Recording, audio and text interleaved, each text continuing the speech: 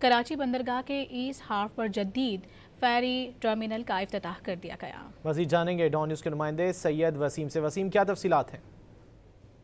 جی بالکل، ٹرمینل کا افتتاح کر دیا گیا ہے، جو کہ افتتاح وفاقی وزیر میری ٹائم جنید انور چودھری کی جانب سے کیا گیا ہے۔ ٹرمینل سے 20 جنوری کو ایرانی بندرگاہ چاہ بہار کے لیے پہلی فیری روانہ ہوگی۔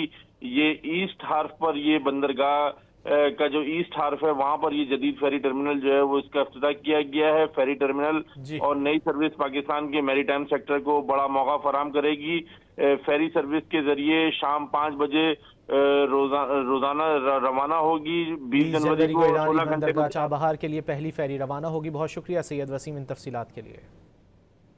کراچی بندرگاہ کے ایسٹ ہاف پر جدید فیری ٹرمینل کا افتتاح کر دیا گیا۔ مزید جانیں گے ڈان نیوز کے نمائندے سید وسیم سے۔ وسیم، کیا تفصیلات ہیں؟